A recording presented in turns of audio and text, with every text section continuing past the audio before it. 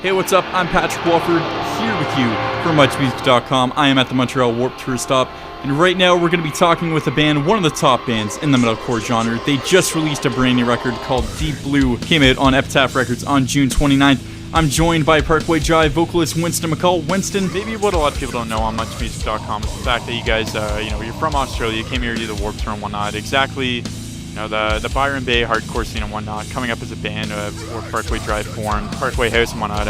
Forming the band, what exactly happened? Basically, we come from a tiny town, and the scene basically before this band consisted of us and a bunch of our friends, literally like a handful of people. You're talking a town that has like 15,000 population, and very few of them even listen or know the type of music that we play exists. So it came about from a bunch of friends liking a type of music, wanting to try something a little different, and only a handful of people, which was the band, were the only ones that kind of could do what we wanted to do.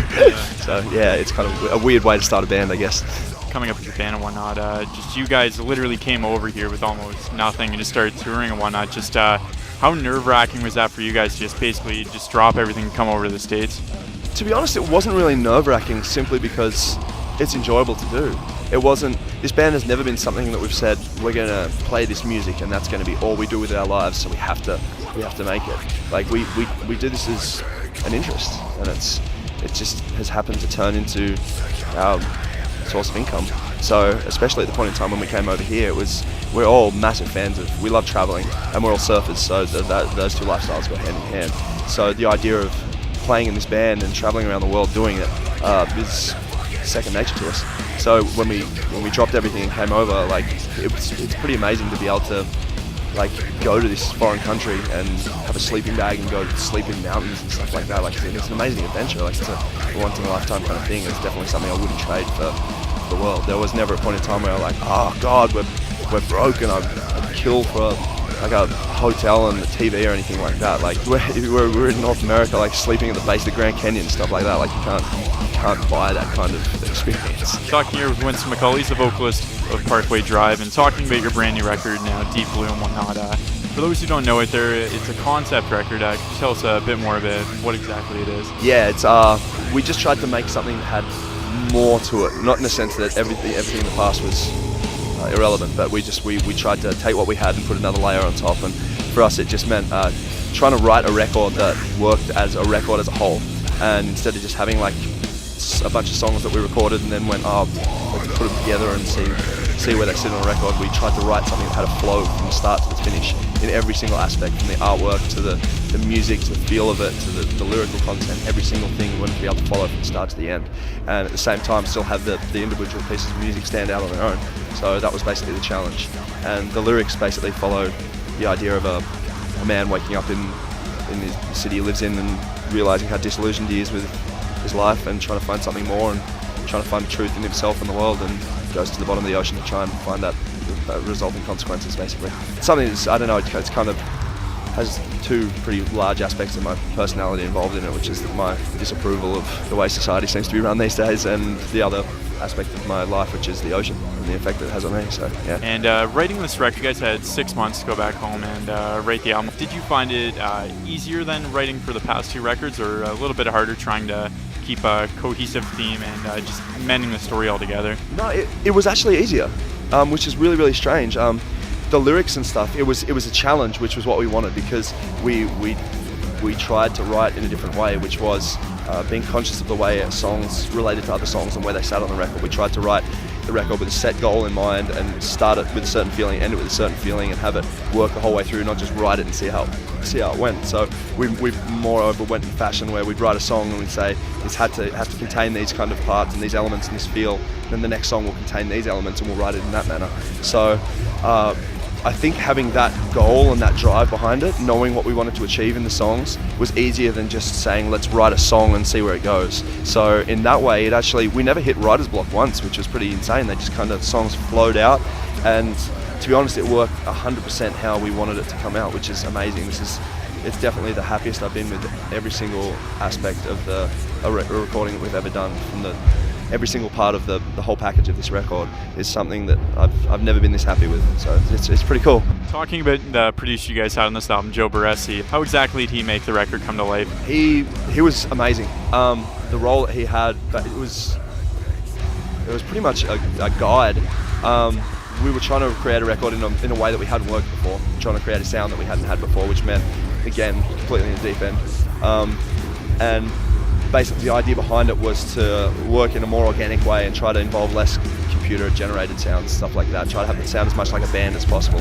And to do that meant we had to use a lot of gear that we hadn't used before, and also be a hell of a lot tighter as a band, just because as soon as you rely on any kind of editing to fix up little bits of tightness, it detracted from the sound, and you had to have a more digital sound. So he basically gave us the gear, gave us his knowledge in working the gear, and said, if you want to make sounds, I'll show you how to make them, but basically it's down to you guys to make this stuff. It's not down to computer editing skills. It just meant that every single member of the band that was recording at that point in time we had to be involved and just enveloped in this recording process from the word go to the word finish, which was amazing. There was no time where it was like, oh, let me figure out all this stuff, you guys go do something else. It was, we were there, we had to make every single noise that was made on that record, which was pretty cool. Made me feel like a musician. Just talking about the music video you guys just released, Sleepwalker and whatnot, you guys previously just pretty much just done performance music videos and whatnot. To do just a crazy music video with all these just effects and everything, what was it as far as like just putting it together and whatnot? Who came up with this idea, and who made it come to life? It was my idea and concept, and it was our friend Aaron Briggs who handled the CGI and made it come to life. He was actually going to be the original guitar player for Parkway, and at the time he was working on his CGI, and then 7 years later it came back together, which is really insane. But the idea behind it was just to do something just different, just something that make people go, wow, I haven't really seen that before. So for better or worse, we knew we could make a live clip again if we wanted, or we could just try this, and it was definitely a concept and an idea that we didn't think we could give to someone else and get back exactly what we wanted. So I drew the storyboard for everything, gave it to Aaron, said, can we make these shots happen, and what do we need? And he told us what we could and couldn't do, and then myself and him hired a camera, filmed the whole thing ourselves, like guerrilla mission around the city of Brisbane at like 4 a.m. for like 3 days in a row, just getting these shots, dodging the police. And then we edited the whole thing ourselves, and then he laid the CGI over it with him and his team for a couple of months, and did a damn good job. Especially at one shot, you screaming near the end of the music video with all the, what is it? Yeah, the bugs in your mouth. One that was pretty crazy to see that for sure. Yeah, it was one of those things where as soon as he was on board, we knew how talented he was, and I just had a bunch of these crazy ideas. I'm like, can we make these shots happen? Like, if we can make this happen, I think for us personally, we're stoked with it, completely stoked with it. We think he did a ridiculous job with it. It's definitely something different. So. Talking here with Winston McCall, he is the vocalist of Parkway Drive, and you guys are on the entirety of the band's Warped Tour. Who are some of the bands that you guys have been catching from day to day and whatnot?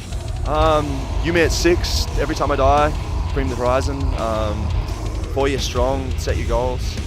There's so many. Like it's hard to name individual bands when you see like about 100 bands a day.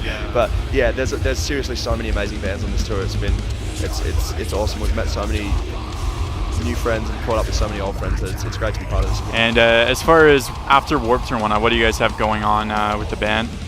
That depends. We are at the moment we have a New Zealand tour booked, an Australian tour booked, and a European tour booked.